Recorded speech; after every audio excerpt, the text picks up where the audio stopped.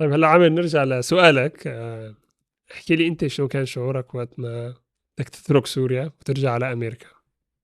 آه، بتختلف تمامًا 100% مقارنة من أول مرّة وتركنا سوريا بال2012. الشعور كان شلون أقول لك، كان كتير غريب، لإني واحد 13 سنة باحاول يبني بيت أو مكان يقول له إنه هذا مكان حياتي، وطني، عرفت شلون؟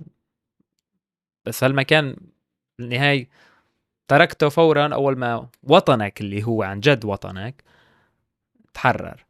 بس هلأ رجعت مثال، يعني نحن بالنهاية يعني أنا ولدان بأمريكا بس كل طفولتي كانت بحلب. بس بال2012 مثل ما حكينا وقت تركت، آمم، حسيت حالي مثل كأني ليش هلأ عم باترك بيتي أنا هلأ؟ يعني هلأ أنا بالبيت، يعني أنا ببيتي ووطني وأهلي وكل الناس موجودين، وليش هلأ عم باترك بلدي؟ يعني ما عم بافهمها يعني ليش؟ وقتها كمان دقيت رفيقي لبناني، لبناني تعرفنا على بعض بالجامعة، ووقتها رحت زرته بلبنان، دقيت له تليفون قلت له كريم، أنا ما عم بافهم، أنا وشوب ودخنة ومليون شغلة ودمار يمين شمال وهيك بس، وانا بدي اروح اسافر، بدي ارجع على يعني بدي ارجع على امريكا، يعني عرفت شلون انه هيك امريكا. لك ليش مالي مبسوط؟ يعني ليش مالي مبسوط؟ وهلا مبسوط، انا هلا مبسوط، انا عم بحكي معه بهالتليفون مشوب وريحة دخنة ودخان وين ما بدك هيك وناس، بس مبسوط هلا، يعني عيش حياتي وحس حالي انا هون، انا بالبيت، انا بوطني. بقى ليش ما عم بعرف، بقى الشعور كان كتير غريب، لدرجة انه وقتها رحت كان عندي سفرة للصين بسبب شغلي. انا بشغلي وناس عم بيحكوا معي وكل شيء بيحكوا على انا ما بفهم ايش عم بساوي هون، يعني طول الوقت لمدة تقريبا كم اسبوع لحد الان، ايش عم بساوي هون، ايش عم بساوي هون، عرفت شلون؟ يعني ايش الهدف ان الواحد عم بيشتغل بهالمكان؟ انه لك خليني ارجع على البيت، ليش انا ماني ببيتي، اللي ماني بوطني؟ بهالشعور كان كتير غريب، بس نفس الوقت كان شعور شوي حلو، بحيث انه هلا صار عندك انه شو قال لك انه كل واحد بالنظري مقارنه للعملي، انه الناس عندك بالنظري انه اوه سوريا شت حلوه بالفيديوهات والشغلات، بتروح إيه الفيديوهات شوي عاملين المكان شوي احلى من بس في امل خرجت تشوف شلون البلد خرجت تصير. بس بعد ما هيك بتروح بتشوف كل شيء بتصير على ارض الواقع، بتقول لحالك والله كمان والله حلوة وبنمشي حالنا أمورنا. بقى ذاك الوقت خلص هلا صار إنه رجعت، طب بحس حالي إنه إمتى نزل تاني، إمتى الرجعة التاني، إمتى لازم أرجع، لازم دوما أزور. وصار عندي يعني صار كل مرة حدا يحكي معي صرت هون إنه عامر شلون سوريا، بقول لهم انزلوا، إيش عم تستنوا يعني، انزلوا زيارة، اعملوا أي شيء نوع. المهم الواحد لازم يلاقي طريقة بحيث إن هذا وطنك، هذا بلدك، وحتى إذا ما هو وطنك وبلدك، هي بلد كتير حلوة وخرج تصير وطنك وخرج تصير بلدك. ايه شعور كان كتير حلو صراحة، بس غريب بس حلو. هو يعني صراحة يعني بتصدّق إني نفس يعني كنت باحاول أنا شلون هيك أرتّب الكلمات شلون ممكن أوصف شعوري وأنا طالع من سوريا، هو تمامًا الشي اللي حكيت فيه. يعني بتلاقي أنا مثلًا ببلدي بدي أرجع أروح، طيب أنا يعني مفروض لمّا باسافر بدي أرجع على البيت، فدايمًا كل ما باسافر برّا المغرب أروح على سواء أردن، أوروبا والّا اللي كان، خلص باستنى بدي أرجع على بيتي. وقت ما نزلت على سوريا ما كان عندي هالإحساس، كنت لإنه أنا في بيتي، كنت في مكاني.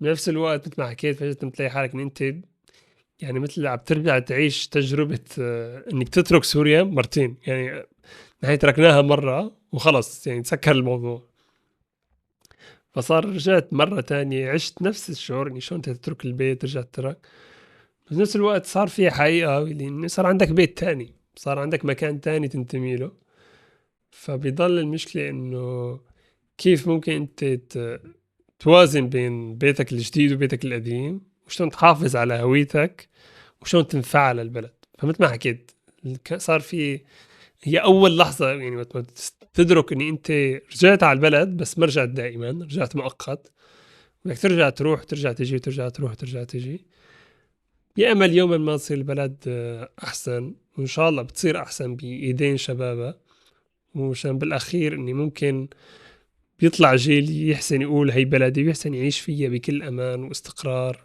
وأريحية. أهلا بكم ببودكاست الشعب. أنا عامر. وأنا سعد. اليوم حلقتنا في بودكاست الشعب عن الرجوع للوطن. عامر، كيف حالك؟ الحمد لله كله تمام.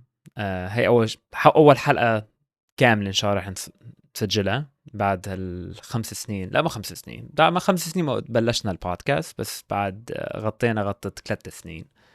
آم، الحمد لله. طمني عنك أنت، شلون؟ الحمد لله كله تمام. هي الحلقة أظن الثانية لنا مثل ما الثانية لكل السوريين، هي اللحظة اللي صار ممكن ولو إني واحد يعني صار عنده القدرة ولو إنه ينزل على بلده، ينزل على بيته بعد سنين من الغربة.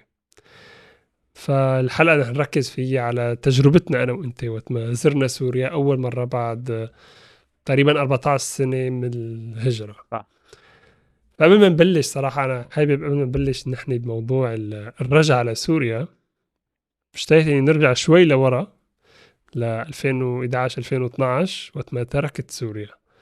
شلون كانت أول تركتك لسوريا، أول سنين الغربة؟ 2012 هلا 2012 نحن كنا صف، كيف نحن كنا رفقة بأيام المدرسة، كنا صف سابع لثامن. صح كان بقى كم شهر نخلص الثامن وإذا كنا نتيسر.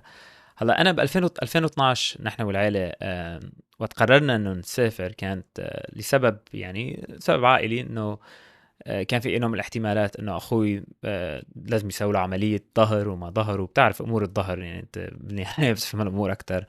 إنه بس أي عملية مع عملية إن لحالنا خلينا نطلع أمريكا نقضيها كم شهر نسوي العملية وخلاص. ووقتها حجزنا البطاقة الطيارة روحة ورجعة، يعني كانت نوصل 21/2012 وبنرجع بالصيف، يعني حركة 6 شهور، نقضي 6 شهور بالمدارس بأمريكا وبنرجع. المهم رحنا، بتذكر كان آخر يوم مدرسة إلنا كان قبل بكم يوم من سفرنا. وقتها كان صار في مشاكل، ما بتذكر ساعات كان في مشاكل بالمدرسة، وقتها طالعونا بالباصات بكير، والمهم رجعنا كان في أمور كانت عم تصير بالمنطقة قريبة على المدرسة. شعور إنه كان مو شو لك، يعني كنت عم بودعكم، بتذكر إنه خلاص شباب يلا 6 شهور وبرجع ماشي وهيك. وبنفس الوقت الأمور كانت شوي هيك، إنه حلب لسه ما صار فيها شيء، وحلب متأخرت وكذا بس الأمور كانت بس 6 شهور. بعد الأسبوع صار أسبوعين، بعد 6 شهور صاروا سنة، والسنة صارت 13 سنة، لبين ما رجعنا لبعد 13 سنة وكم شبه 14 سنة إلا شوي. كشعور كان شوي غريب، لأني واحد ما كان ناوي إنه يروح وما يرجع، يعني لبسنا اللي كان عنا إياه كان بس لمدة هالكم شهر. بوقتها رحنا اشترينا ورحنا ضبطنا، حتى كنا مستأجرين شقة صغيرة إنه خلص مؤقتة، أنا عارف شلون. بقى إيه شعور كان لحد الآن انت واصدقائك ورفقاتك اللي موجودين كان كل يوم نحكي مع بعض على السكايب وعلى الفايب. اتذكر هدول الايام السكايب، فايبر، ايمو، ايش في مليان في اسامي كل شهر يطلع شيء كان. ايه المهم لبين ما بالاخير مشي امورنا.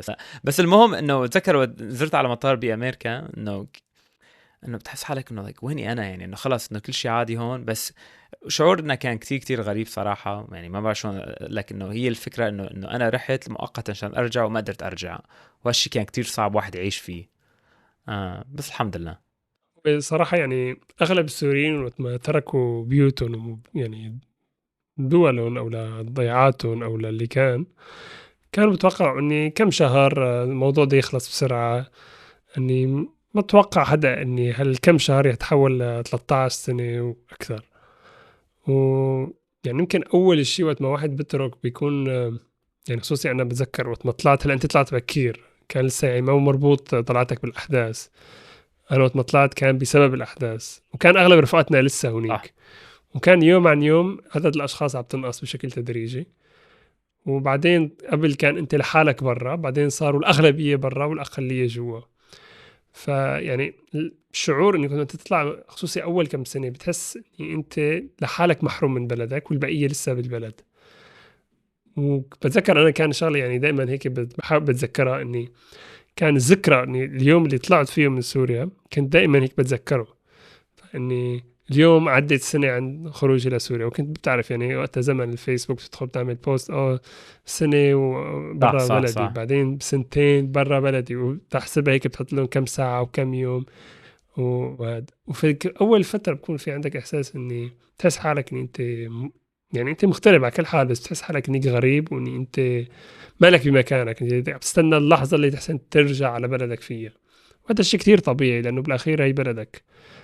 بس مع الوقت هالإحساس يعني عنا، بحكي عن حالي صراحة، وخصوصي كون إن النظام السوري هو اللي للحظة معينة كان منتصر بضمن سوريا، وكل ما المناطق المعارضة نقصت ظلت بس بإدلب، فللحظة معينة مثل فقدنا الأمل إنه ترجع سوريا، ترجع فرصة إنك ترجع على سوريا مرة تانية.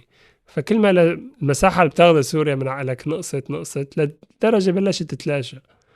خلص كملنا حياتنا، صار عنا أصدقاء جدد، صار عنا شغل، صار عنا دراسة إلى آخره، فدخلنا بجو إنه خلص كملنا حياتنا نوعا ما. مع إني كان هلا حكي بحكي عن آخر فترة، طبعا يعني أول فترة وقت ما كانت المجازر شغالة وهيك مستحيل تكمل حياتك طبيعي، كان بالعكس هالشي بيألمك أكثر. بس اللحظة اللي تقريبا هي يعني قبل سقوط النظام بسنة وسنتين، وقت ما مثل فقدت الأمل وصار شيء محبط جدا إنك تفكر بسوريا، كون خلص كل هالناس ماتت مشان ولا شيء، صح. النظام لساته موجود، الدول بلشت تطبع معه، وخلص كأني موضوع يعني خلص يعني اللي مات دبروا حالكم عادي وكمل الحياة طبيعي. سيرة انه شلون يعني هالكم اول سنه، انه بضل بتذكر اول سنه، وحتى كمان وقتها نانتي كانت موجوده مع نانتي زارتنا عنا بامريكا. بتذكر كنا نطلع مظاهرات لسوريا وفيديوهات وشغلات، نفس الوقت كنا نخاف انه لا ما بصير تحط فيديوهات شغلات وعملات.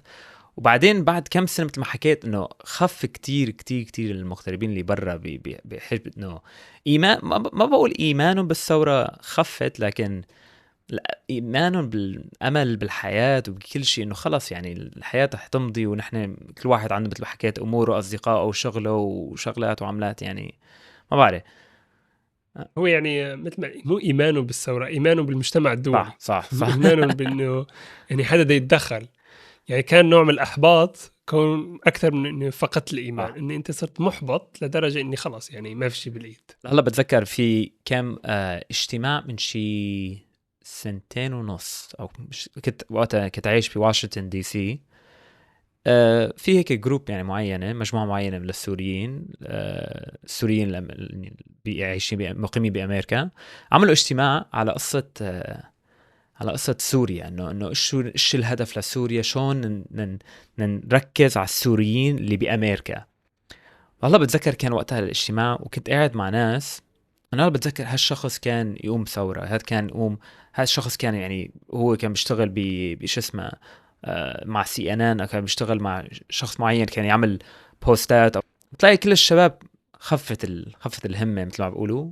واحدى الشغلات اللي كان وقتها بهذا الاجتماع، الشخص اللي كان موجود إن اسمه سيريان فورم يعني، هلا شادين الهمة كتير يعني بعد التحرير. انه كان اجى بيحكي انه شلون رح نرجع نقوي المجتمع او الشعب اللي برات سوريا، لحبهم لسوريا، لشخصيتهم السورية. انا بطلع انه نحن عن جد وصلنا لهالدرجة، انه بحس انه هي من بسنتين ونص يعني وصلنا لهالدرجة انه بحس كل واحد اللي هو سوري كان ما يحب انه ينتمي 100% لسوريا، او يخاف يحكي عن سوريا او يعني هو الحقيقة اني قعدنا مثل ما حكيت، وصار كان في طاقة كتير، وكتير كان في حماس لشغل مشان سوريا، وسوريا شلون كنا عم تخيل سوريا الجديدة وش ممكن تفيد سوريا. وبعدين احبطنا مثل ما احبط الربيع العربي ككل، يعني صح بتلاقي كل الشباب من اغلب الدول صار فيها ثورات، صار في الثورة المضادة، وانقلبت بدل ما تكون انت متحمس للدولة صرت تكره الدولة، بتكره البلد، وبدك بس ان انت تبعد لانه انت نفسيا كتير انأذيت من هالموضوع. فعدت فترة اللي بعدنا قدر الامكان، وسبحان الله بشكل غير متوقع كل شيء انقلب وقت ما سقط النظام، ورجعت البوصلة صح. صح صح. صار عنا شيء نحلم فيه، شيء نتأمل له، ورجع الأمل. بصراحة الشيء اللي صار بعد سقوط النظام هو إني رجع الأمل للسوريين. صح. هلا انت بتحكي قصه الامل. هلا بتذكر انه وقت كنا اخر كم سنه، انه وقت كان الناس انه ينزلوا على سوريا حتى وقت النظام موجود. يعني مثل مثال اوقات ناس بكون عندها شؤون عائليه او حدا في بيت او شغله، بتعرف يعني الامور. هلا زرت انت ما بتذكر زرت سوريا قبل سقوط النظام ولا لا؟ صراحة هذا الموضوع يعني كان بالنسبة لي رفضه تمامًا، وهي الحقيقة يعني أهم سبب إنه ما كنت باتخيّل إني أنزل على سوريا وأشوف صور بشار محطوطة بكل مكان، على كل البنايات، كأني ولا شي صار. بالنسبة لي كان موضوع يعني عبارة عن يعني أطبّع مع النظام وأتجاهل حياة مئات الآلاف تقريبًا يعني نص مليون أو أكتر من الناس اللي ماتوا واللي اتعذّبوا، بس لإنه أنا باحب البلد ومشتاق أنزل آكل ساندويشة شاورما أنا باحب البلد بس نفس الوقت ما ممكن أخون شباب البلد، ما ممكن أخون بالنسبة لي كان هذا يعني كان كتير عندي حوارات مع أهلي وأصدقائي إنه أنا مستحيل أتقبّل إنه أنزل على سوريا طالما النظام موجود، وكان في ضغط من طرف أهلي إني لأ لازم تنزل. فمتل ما حكينا إني وقت لحظة معيّنة بلّش ينقص الأمل إنه يسقط النظام وخلص صار هذا الموجود يعني أنت مثلًا أنا ما عندي غير باسبور سوري، فكل سنتين باسبوري بس سنتين لإنه ما يدفع البدل، وبيضل الموضوع طويل وبياخد وقت وما في عندنا سفارة في المغرب، فكان الموضوع كتير صعب. فتحت ضغط أهلي بلشوا يحكوا إني إيش رأيك ندفع البدل وهي تنزل لسوريا. وبالنسبة لي كنت رافض الموضوع بس لضغط معين صاروا إني يلا إحنا نبلش بالإجراءات البدل وخصوصي صار موضوع فيه خطبة وإني لازم أنزل على سوريا وإلى آخره. سبحان الله كانوا بلشوا أهلي بالإجراءات وصل لمرحلة الدفع يعني الأوراق اكتملت تبعت البدل تماما فاجى ابوي قال لي اني اكتملوا الاوراق ايش رايك موضوع الدفع قلت له شوف يعني انا ماني مستعد انزل على سوريا انا لسه ماني متقبل الموضوع فرأيي لا تدفع ويعني شوف الأوراق اشتغلت فيها بس شوف شد ممكن أجل الموضوع قدر الإمكان. الحكي كان بالشهر العاشر أو التاسع قبل سقوط النظام وخلال شهرين كان سقط نظام وتبدل الوضع كله. بس يعني موضوع النزلة أنا بالنسبة لي يعني هو صراحة كان إذا بدي أشبه لك إياه أو لمثل أشرح لك إياه هو كان حلم شفته من كذا سنة يعني من ما بتذكر أي سنة بالضبط بس من زمان بتذكر يعني هو الحلم كان ما كان في حكي عن نزلة سوريا بس مثل هو تجسيد لشون بشوف أنا نزلة سوريا تحت حكم الأسد. بتذكر إني مثلا المزرعة هي المكان المفضل عن كلياتنا بحلب يعني بالضبط وبسوريا بشكل عام هو المكان اللي قضينا فيه طفولتنا وإلى آخره. بس بتذكر إنه الحلم كان إني أنا بدخل على المزرعة والشجر تعرف المزارع كلها بكون فيها شجر وزرع وعريشة تبعت العنب وإلى آخره. فبدل ما على هالشجر تكون كلهم موجودين بس معلق جثث على كل شجرة بالمزرعة فبتذكر بنفتح الباب ومنظر يعني مرعب بتلاقي جثث بكل على يعني ناس معلقين مش شجر بكل المزرعة وكل الناس عم تتجاهلهم يعني الناس عم نمشي نحن بالمزرعة والكل عم بتجاهل وجود الجثث اللي حوالينا ومنظر كتير مزعج بس الكل متجاهله عمل حاله اني ما عم بشوف.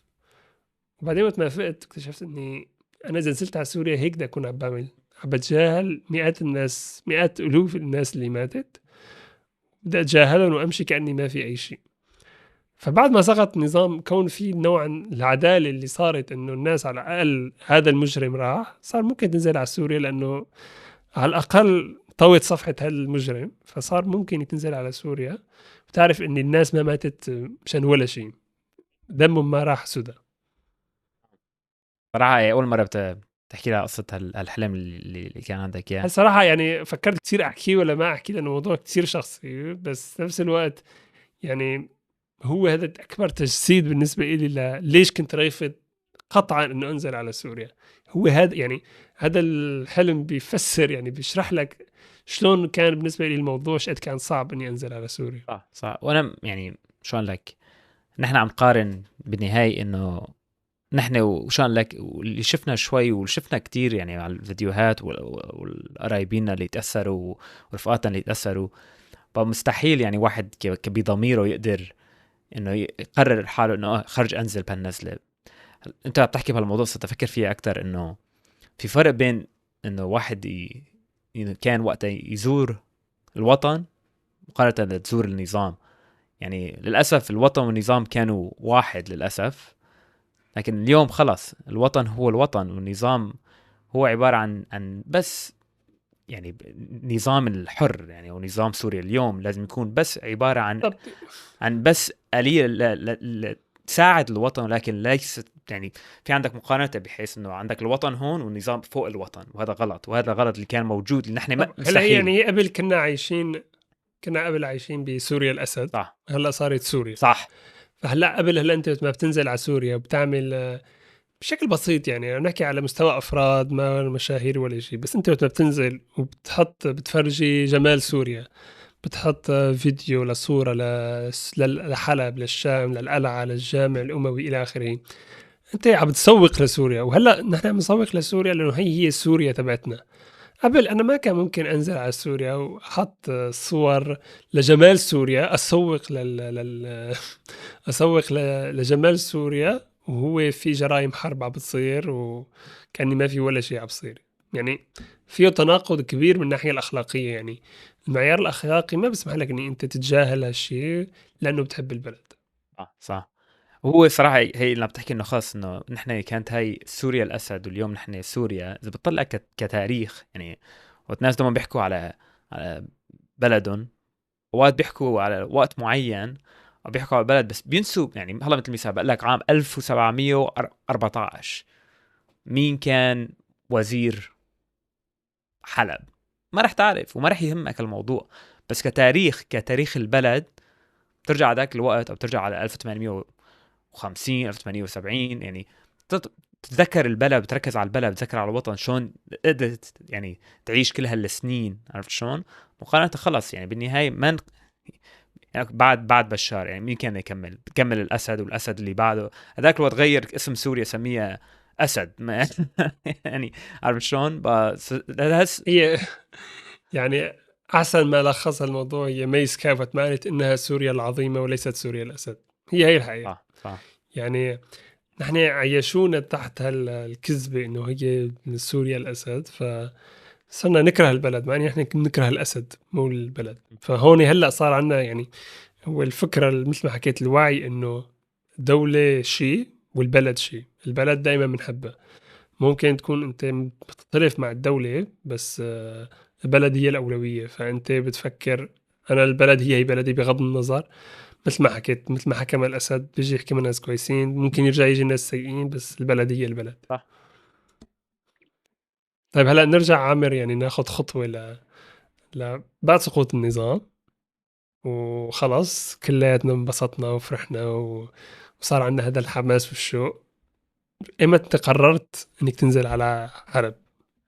والله يعني شو قال لك، لو واحد كان خرج وكان في طيران وشغل، وخلينا انسى الشغل، كان يعني شبه يعني بعد سقوط النظام الشعور يعني شوي حكينا فيه بالحلقه اللي قبلها، ما بعرف اذا قدرنا نضيفها لا لا، بس المهم انه الشعور بعد التحرير حسيت. شو قال لك، اي واحد بيقول لك انه انا كتير مبسوط، لا لا لا لا، في نوع من الفرح اللي لا يعبر لاي شخص، ونحن السوريين اللي صار عنا هالنوع الفرح يعني بعد سقوط النظام، لدرجه انه عن جد لو واحد خرجه كان طلع اول طياره ينزل كان لازم ينزل. هذا كان شعوري انه يعني امتى قررت انه انزل، انه بدي انزل بكره. عارف شلون؟ هلا نفس الوقت واحد عنده شغل وامور وهالشغلات، طلع وخايفين وما خايفين، لك انسى قصه خايفين وما خايفين. يعني الشيء اللي واحد مستحيل كان يتوقعه يصير صار. بقى ايش عم تستنى؟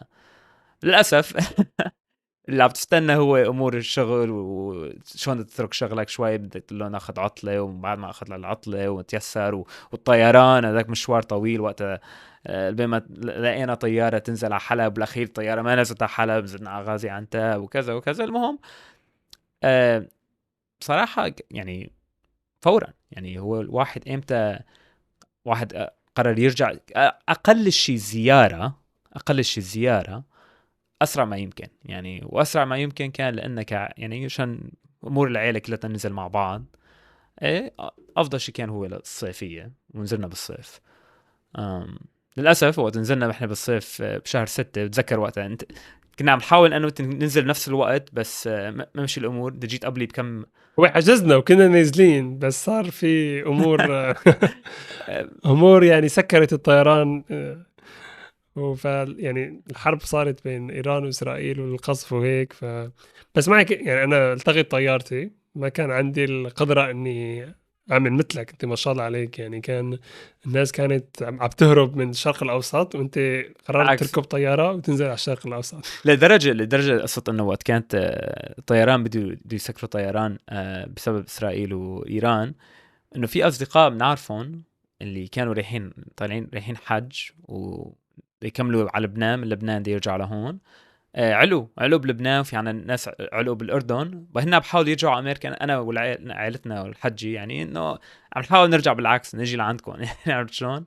هلا هو بالنهايه انا السبب يعني قوة الإرادة إنه بدنا ننزل وما فرق معنا غير هالوقت المعين. هو الحجي إنه خلص حاجزين وجاهزين وناويين ننزل هالشهر وكذا، وخلص بقى وقت عملنا هالقرار ونزلنا شهر 6. وهلا بالنهاية يعني مثل ما الناس دون الشغلة اللي لاحظت فيها أغلبية الناس اللي بس ترجع من أمريكا يسألوا لك شلون كانت النزلة، شلون المطار، شلون.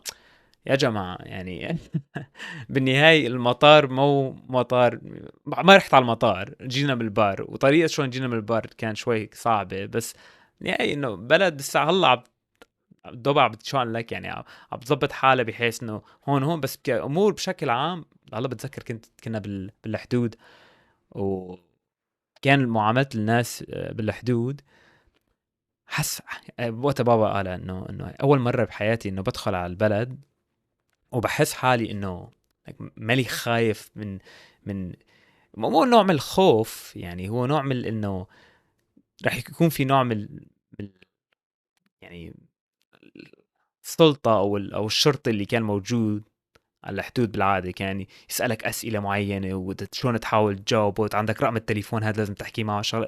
طلع كل الأمور بتدخل هون بتحس حالك في نوع من الأمان، إنه بالنهاية في لي حق هون، وحقي ما رح يتاخد.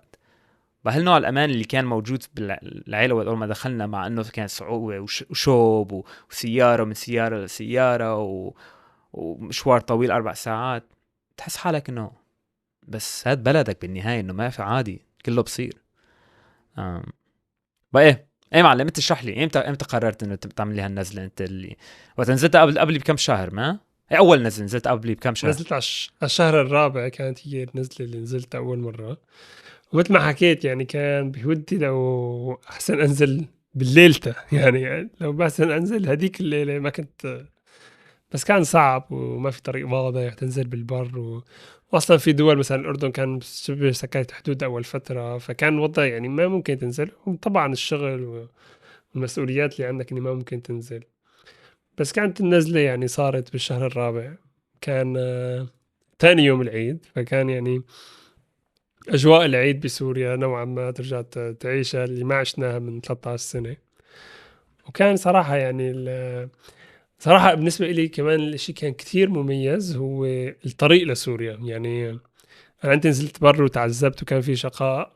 إحنا كنا وقت نزلنا من مطار دمشق. بس يعني كوننا نحن نزلنا بشهر الرابع كان في كتير ناس هي أول مرة عم تنزل. فبتذكر يعني وصلنا بس على المطار على الجيت تبع دمشق. هو أولا شعور إن تلاقي دمشق مكتوبة بأي مطار بالعالم كان لحاله شعور ما بيوصف. إني رجعنا على خريطة العالم إني أو دمشق موجودة. يعني هذا الحكي كان حتى بتذكر يعني موظفين المطار اني ديستنيشن لون دماسكس، فبصفوا فيك هيك اني هالاسم صار زمان ما سمعنا. يعني الاسم خلص الناس يعني مشيت نسيت، يعني نسيت ان في شيء اسمه سوريا على الخريطة كلها على بعضها. فكان يعني بحكي لك اني وصلنا على الجيت، فاولا بتطلع بتلاقي اني والله السوريين بيشبهوا بعضهم. فجأة هيك بتطلع هدول رايحين على سوريا، هدول رايحين على سوريا، هدول رايحين على سوريا.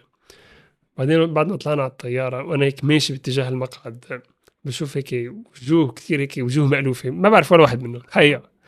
بس كل واحد فيهم بشوف منه شيء بيشبهني. شفت هيك مثلا أولاد صغار خطر لي إني أنا وقت ما كنت بسوريا كنت قد هدول. مشيت شوي لقدام شفت ناس كبار شايلين أولادهم، ناس كانوا حاطين أعلان لأنه كان في كثير جزء كبيرة كان هي أول مرة مثلي أول مرة بنزلوا على سوريا.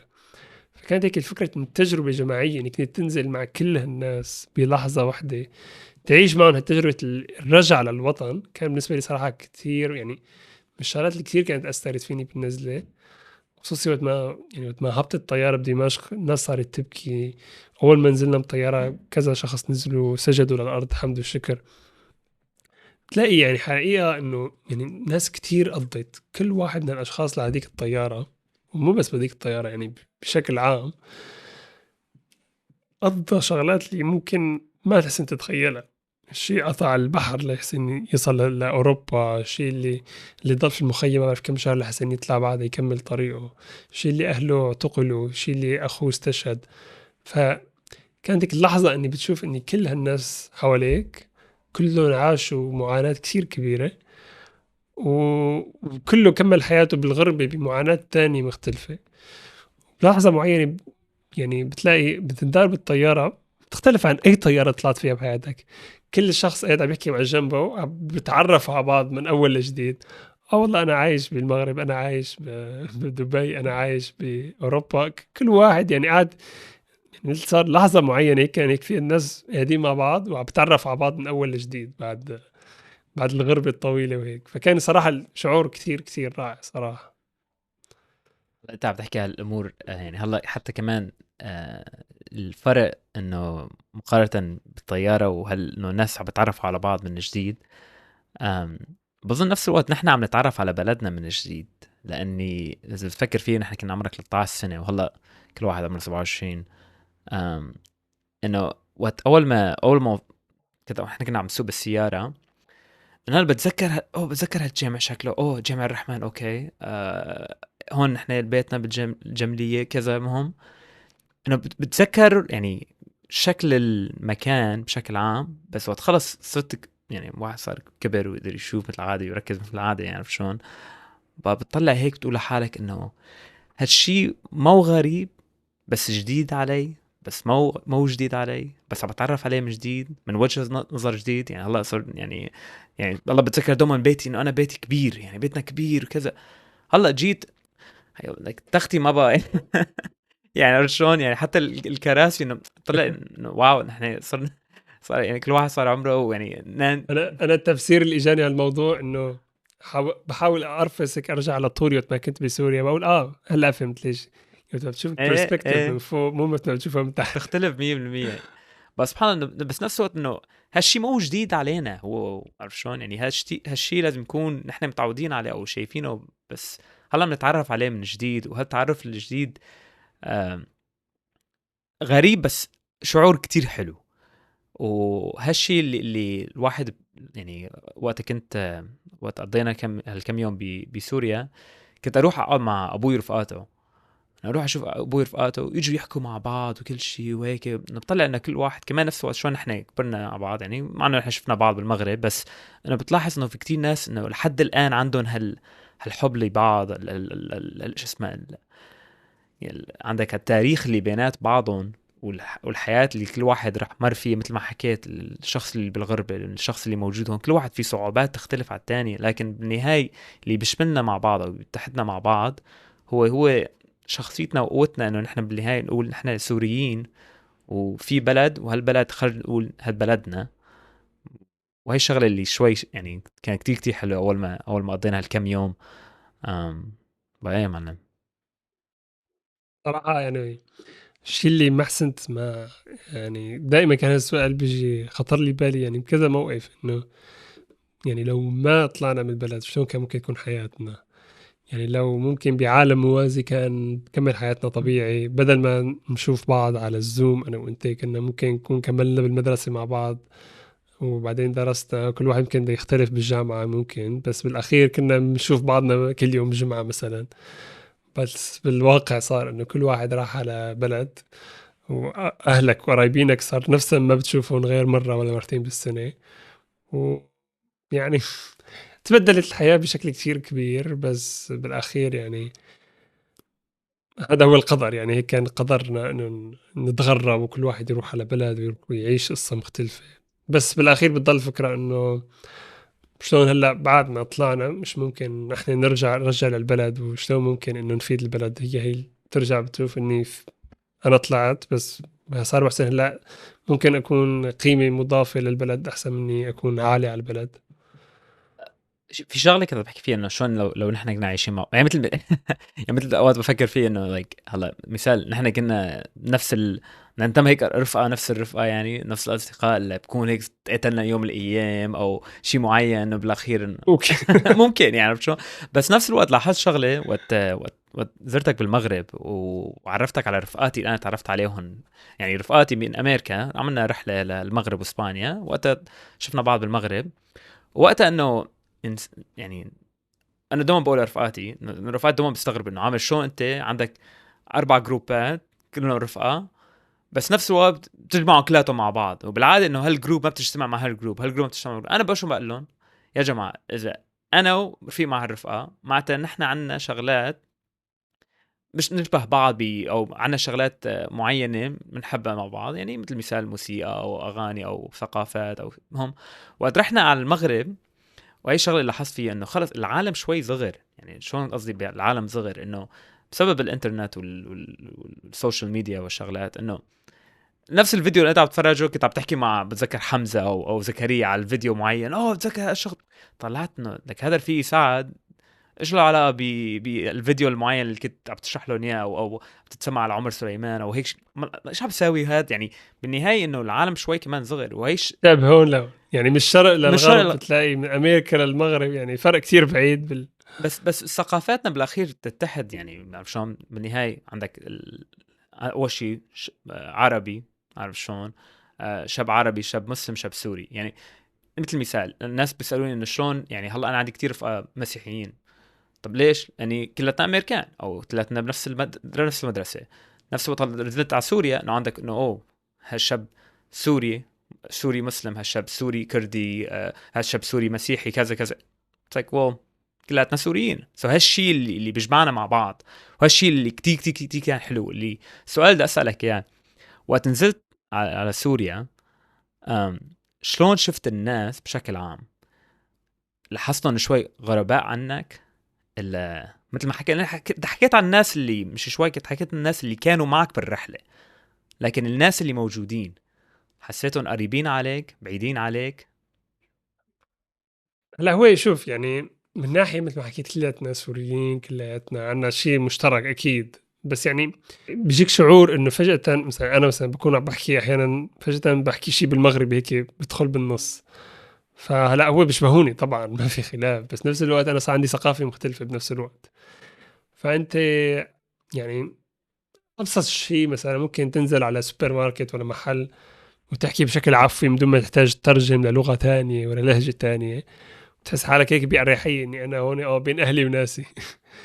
بنفس الوقت بتلاقي إني طيب في شغلات ضلت بالمجتمع مثل ما هي اللي هي غلط بس بنفس الوقت يعني مثل ما هي موجودة اللي ممكن أنت كشفت ثقافة تانية تشوفها إني غلط وتعرف إني غلط بس أنا لسه ما بشوفه غلط. يعني هو طبعا الشيء بيختلف يعني ممكن أنا أكون أنا من برا أخذت عادات غلط وهن بسوريا حافظوا على عادات صح. يعني ما بحكي إني اللي ضل أسوأ أو اللي طلع أسوأ. بس يعني صار في اختلافات هي الحقيقة. يعني ضمن المجتمع السوري المجتمع مثلا اللي ضل قاعد ببيته مو مثل اللي تهجر ضمن سوريا. اللي تهجر برا سوريا مو مثل اللي تهجر بالمخيمات. فيعني صار في اختلافات وهالشي لازم نحكي يعني نعترف فيه أول شيء. يعني نحن ما نكذب نياده والله ما تبدل شيء لا تبدل صراحة تبدل. هي هون الفكرة ليش لازم نحكي هلا أكثر من أي وقت مضى شيء نتعرف على بعض. يعني أنا مثلا مثل ما حكينا إنه في كثير مصطلحات تعرفت عليهم ما كنت بعرفهم. الأمبير ما بعرف إيش هدول المصطلحات تبعت الحرب اللي عاشوها والتجارب اللي عاشوها. يعني كثير سهل إنك تنزل على سوريا تقعد بأوتيل 5 نجوم وتعيش بكهرباء ومي 24 ساعة وخلص. بس انت نزل ببيت اللي مو مجهز ضمن تجهيزات الحرب اللي عاشوا فيها الناس. يعني نعتبر بلا طاقة شمسية وخزان مي وإلى آخره. بدك تعيش شغلات أنت يعني ما رح تستوعب المعاناة اللي عاشوها أهل البلد إلا لتعيش تجربة. تدخل شوف مثلا ما في كهرباء شلون بدك تتحمم وما في مي ساخنة. فبتلاقي تفاصيل كتير صغيرة، بدك تشيل أغراض لأنه ما في أسانسير الكهربائي موجود، بدك تطالع من الطابق الثالث ولا الرابع. معاناة اللي عاشوه واللي عضلوا في البلد، يعني لازم تحاول تتعرف عليها، شي ما تبين انك انت يعني تعرف ان الناس ايش عانت، تعرف شلون كانوا عايشين اخر 13 سنة. صح. انا حتى موضوع كتير بسيط يعني كان هيك بتذكر فيه، رحت منزلنا صار في سيارات بسوريا يعني احسن سيارات جديدة نوعا ما مقارنة قبل سقوط النظام، كان الناس كلها بتسوق خردة. انا يعني قلت الله لا يوفقه بشار الاسد، يعني الانسان السوري انسان كريم عنده كرامة، ولآخر 13 سنة بشكل ممنهج كان عم ينزل بالمي بالكهرباء بالغاز بالخبز بالسيارة. المواطن السوري اللي كان كثير يعني بيهتم بحاله بسيارته إلى آخره، صار له 13 سنة عم بركب خردة يعني سيارة يعني ما بتلاقيه ولا محل كوكب الأرض موجودة بسوريا. سيارات انقرضوا لساتهم موجودين عم بدوروا بسوريا، لأنه الشخص هو قرر إنه يحط البلد بمنطقة سيئة كثير، وخلى الشعب يعيش كل أنواع الذل. يلا مان، يلا هو نفس الوقت يعني الحمد لله هلا امور لقدام ان شاء الله. عرفت شلون؟ الأمور عم تتحسن هي طبعا، بس يعني هي اللحظة إنه أنت تعيش اللي عاشوه، لأن نقطة صح صغيرة صح بتعرف قديش كان صعب، قديش عن جد يعني الشيء اللي ضل بسوريا عاش صعوبات كتير كبيرة، هي من غير صوت القصف صح. والضرب والى اخره. يعني على فكره بتذكر يوم زرنا البيت، يعني خلينا نرجع نحكي عنه، يوم زرت بيتي يوميتها صار رعد، وللحظه معينه لان انا عشت شوي قصف، يعني انا اصلا نزحت من بيتي اول الحرب بسبب كان في قصف حوالين المنطقه. بس كمان هيك يعني ما كنا بالبيت ورجع صار هيك صوت الرعد، فانت للحظه معينه هيك جتك هيك يعني مثل فلاش باك لانك صرت عم تعيش هيك. الناس كانت يومها كله تقضيه في قصف بالعتمة ما في كهرباء. فهدول المواضيع صراحة يعني بتخليك تحس بالناس أكثر. أظن يعني مفروض نحس ببعض يعني بشكل عام لنحسن نفهم بعض، فهي أول خطوة بتكون. الفكرة انه عم تحكي انه شلون لازم نحس ببعض، انه بتجربة شيء، يعني تجربة شيء اللي نحن اللي ما جربناه، بس لكن اول شيء عشان تقدر تعرف على الشخص. يعني في مثل بقول انه بالانجليزي الله بترجمه انه to judge a person walk a mile in their shoes. so بدك ترجمه انت الافضل يعني. يعني اللي تحكم على شخص امشي ميل بحذائه حذاء صح. يعني وانا الصراحه بامن فيه، اللي بامن فيه انه قصه شلون انه الاشخاص ما فورا، يعني شو اقول لك، كل مره اي شخص يساوي اي شيء ما فورا يعني بتحكم عليه. اعطي هالشخص مثل نحن بنقول انه 71 او 72 سبب، او اعطي الشخص الاسباب. والشعب السوري بشكل عام عنده الاسباب ليوم الاسباب. عرفت شلون؟ لهالسبب وقت الشخص بينزل على سوريا، او الشخص اللي بيحكم على السوريين، او الشخص اللي بيحكي عن السوريين، اللي انا اكثر شيء بنزعج فيها يعني صراحه، اللي من الناس اللي تركوا سوريا واللي هلا بعد التحرير بس بيقعدوا من برا وما جربوا شيء، او حكوا وعم بيعطوا الاسباب للسوريين انه 13 سنه حرب الاسد كانوا 50 اخذين البلد وعم دمروا البلد يعني بشكل عام. وبتعطي كل الاسباب لاي شخص لهي الشغله اللي دوما لاحظتها. يعني انا واخواتي واخوي كنا دوما نحكي بالموضوع انه حدا يحكي شيء ويعمل شيء ونحن نستغرب انه ليش هيك عم بفكر. بعدين بتطلع انه عم بفكر لسبب كذا وكذا وكذا. انه بالنهايه وبتطلع هالشيء بتقول لحالك هذا ايش وين بايش خرج نساعد. عارف شلون؟ هذا الوقت انه ايش خرج نساعد، انه اول شيء هدول الاسباب نشيلهم. يعني شلون السبب ليش الشخص دا يحاول يوفر هون ويفكر لاني مضغوط. طب شو سبب الضغط؟ سبب الضغط لاني المجتمع كان مخنوق. طب اوكي ليش مخنوق؟ شلون نقدر نخفف هالهم على الشعب بشكل عام؟ بل هي الاسباب. يعني هي الشغله اللي لاحظتها بعد ما رجعت من سوريا يعني. وهل خرج اسالك السؤال انه قصه شلون كان شعورك ترك سوريا؟ لاني نحن شلون هي رح تركنا سوريا مره، هي تركت سوريا مره تانية بعد الزياره. انه وقت تركنا سوريا والناس يسالونا اسئله بقول لهم انه يا جماعه صدقوني بس اعملوا زياره زوروا سوريا وبعدين وجهه نظرك تختلف، انه بحيث انه ليش لهلا ما عندنا على اساس بده يضبطوا لنا كهرباء بعد سنه. لك شلون السنه 24 عندك لك لبنان لبنان لحد الان عندهم ناس امبيرات، عندهم ناس شو اسمه على على الطاقه الشمسيه. بقى نحن الله تركنا حرب يعني ما صلنا سنه، عرفت شلون؟ هلا رح يصلنا سنه، فما تستنوا توقعوا 24 ساعه فورا. يعني وين نحن صرنا، عرفت شلون؟ في شغلات معينه بقول اوكي لا لازم نشد الهمه اكثر من هيك، بس نفس الوقت انه نوع من الصبر الموجود وتعطي الاسباب للناس الثانيين. أكيد يعني بدها صبر وبدك تتفهم.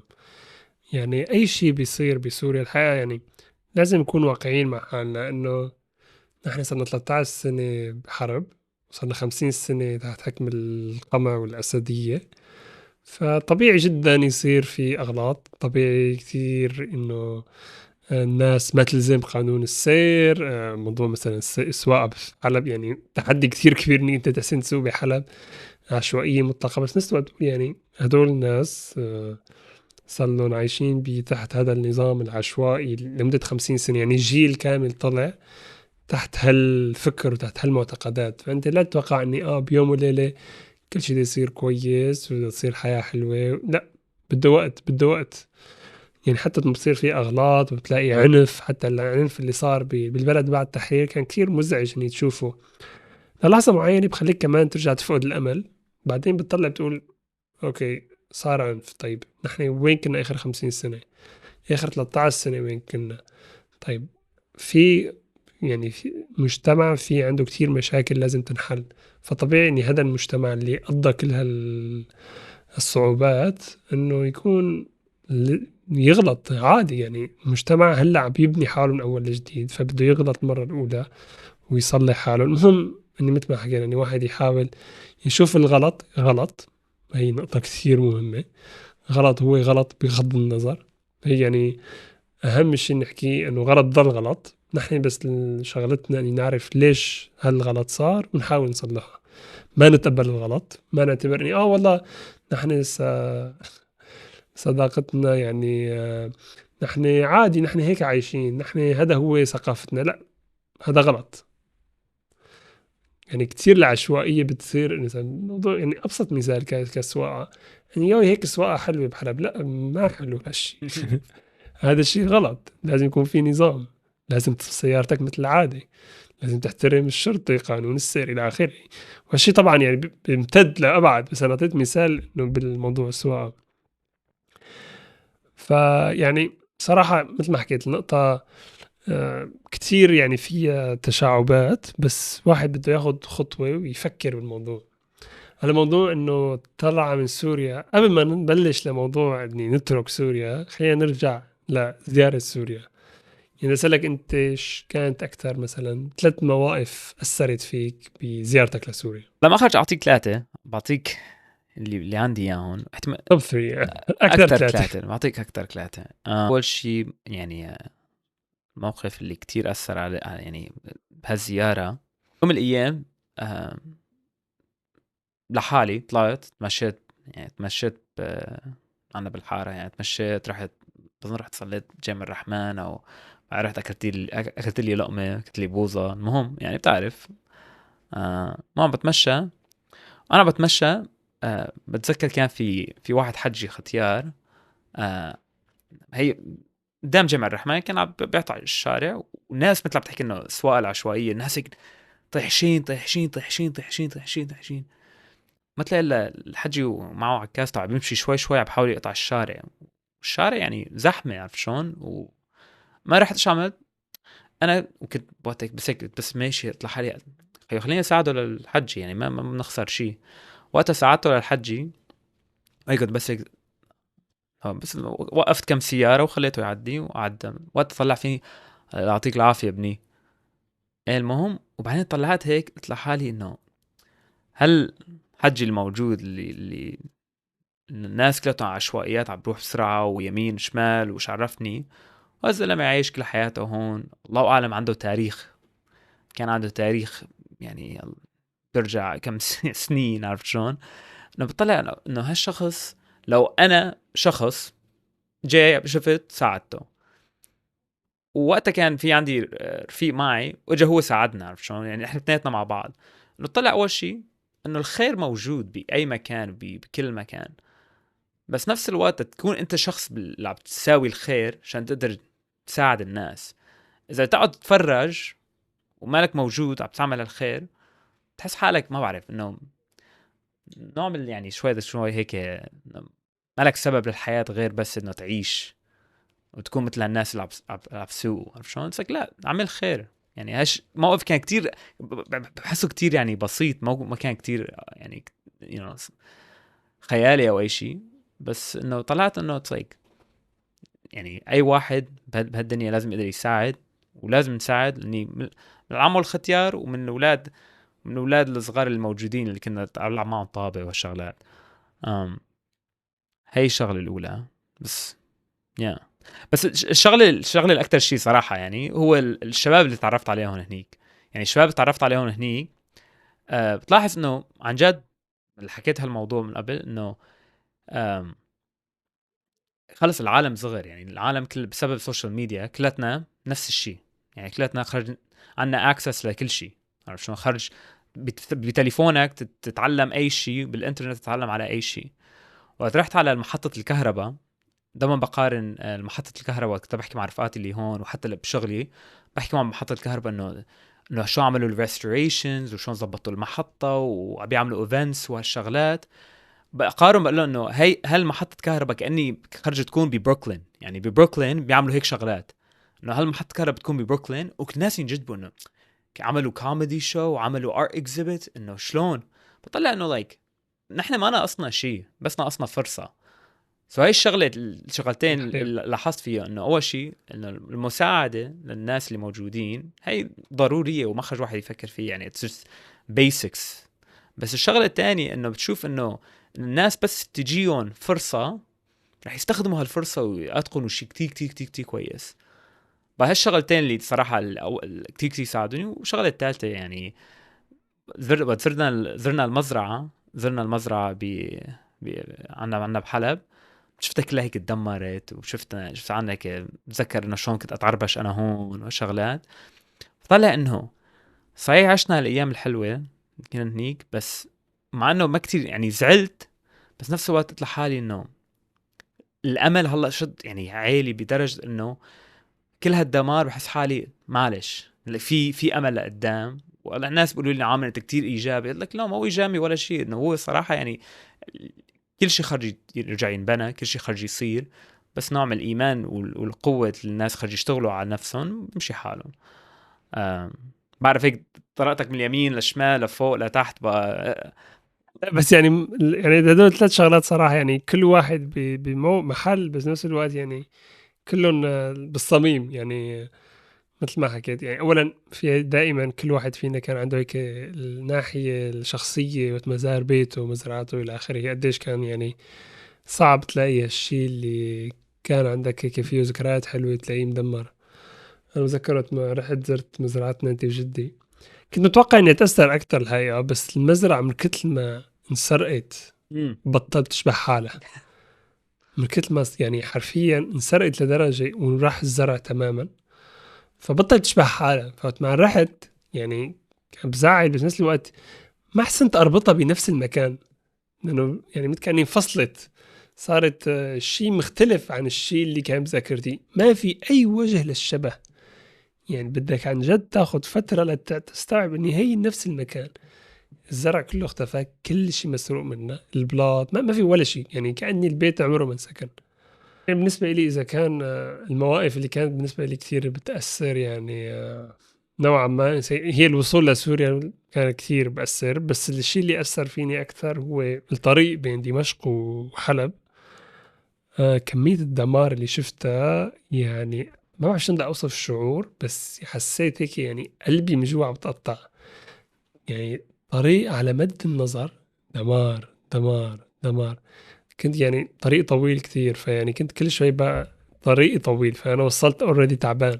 فكل شوي كنت بنام بفتح عيني بلاقي دمار، برجع بغمض عيني بفتح عيني بلاقي دمار. يعني نعرف الشيء قديش صار دمار يعني جرائم والى اخره، بس ما بتشوف بعينك البلد هيك مدمرة بهالطريقة، بالنسبة لي كان شيء بيحرق القلب حقيقة. وخطر لي نفس الخاطر، أنا لو نازل أيام النظام وشايف هالمنظر مستحيل كنت أستحمل، مستحيل. يعني نحن بنشوف الدمار وبنقول إني في أمل، بس تشوف الدمار وما في أمل، هي صعبة، كتير صعبة. الموقف الثاني اللي مثل ما حكيت لك، إني وقت ما زرنا بيتنا، آخر بيت يعني اللي كنت ساكن فيه، كنت ساكن معي كمان نانتي وجدي الله يرحمهم، اثنيناتهم توفوا في المغرب.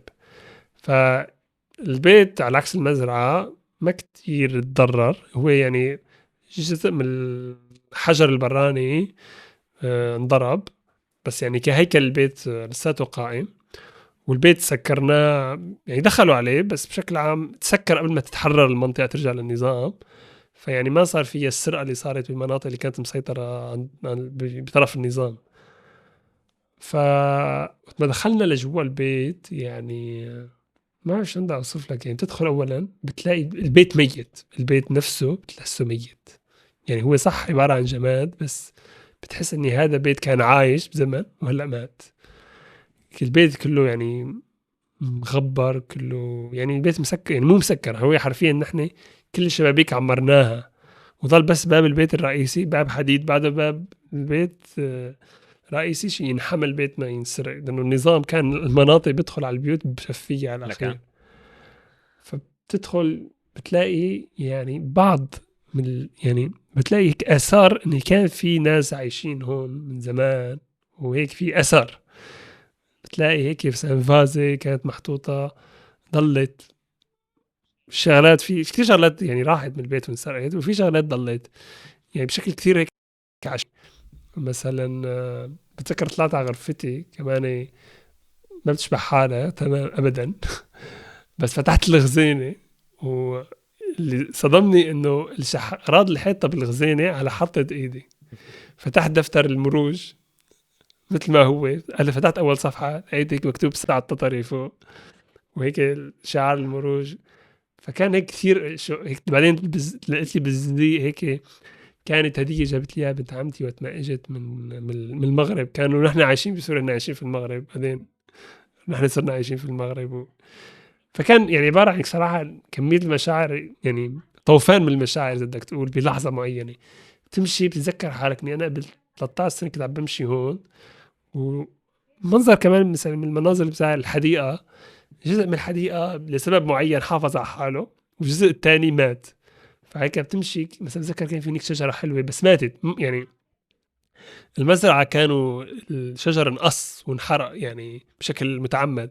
هون الزرع يعني مات من لأنه ما في حدا يطلع عليه.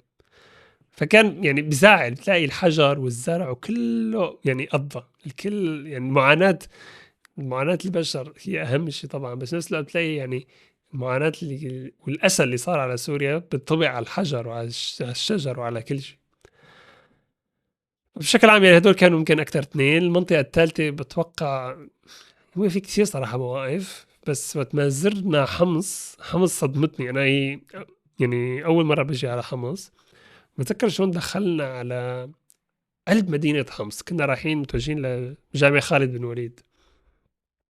اللي صدمني بحمص إنه الدمار بنص البلد. يعني أنت بمركز البلد كله حواليك مدمر تماما. يعني حلب بتلاقي مناطق كويسة، مناطق مدمرة، فبتلاقي في حدود فاصل بين الدمار والمناطق اللي لسه سليمة. بحمص بتلاقي نص البلد، قلب البلد مدمر تماما.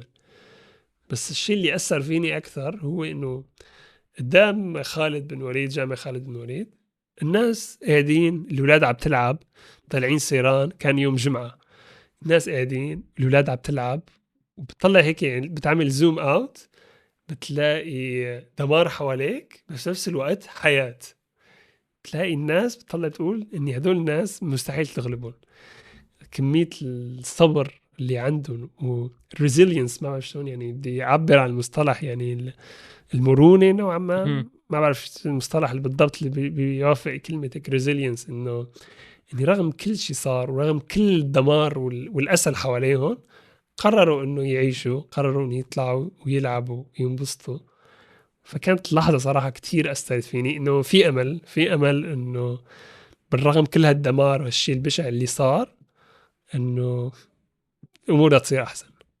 هي مثل ما حكيت المرونة والصمود اللي موجودة بالشعب، وهو الناس اللي شو لك بالنهاية اللي عم بصير معنا هلا، والأمل اللي ارتفع كتير، والله رح يصلنا سنة واحد بحس حاله عن جد بالنهاية خلص لازم حتى بهالدمار يكون نوع من الصمود، نوع من مثل ما حكيت الريزيلينس، نوع من المرونة الموجودة بقى. والله هيك يعني هذا الشعور الحلو الشعور اللي رجعنا البودكاست، وإن شاء الله عنا حلقات كتير لقدام. عشان ننهي حلقة البودكاست، أول شيء شكرا للمستمعين، وشكرا لكل الناس اللي زاروا البلد والناويين يزوروا البلد، وإن شاء الله كلنا بنزور البلد مع بعض ونسجل حلقة يوم من الأيام مع بعض. أنا بقول آخر شيء واحد خرج يقول للشعب بودكاست إنه وعطونا أي اقتراحات أو أي أسئلة بدكم إياها. أني هو الفكرة كالتالي، إنه أنا وسعد هي صايرة من نوع من وجهة نظر المغتربين، لكن من مغتربين ناويين يرجعوا بس ما رجعانين، حالتنا حالة. بس الفكرة إنه شلون نقدر نحن نحكي مع بعض ونحكي على الهوية السورية اللي موجودة جوا وبرا سوريا، لأن هي سوريا بكل الشعب، مو بس بالناس اللي موجودين جوا أو الناس الموجودين برا. أهلا بكم في بودكاست الشعب. أنا سعد. أنت عامر. أهلا بكم في بودكاست الشعب. أنا عامر وأنا سعد.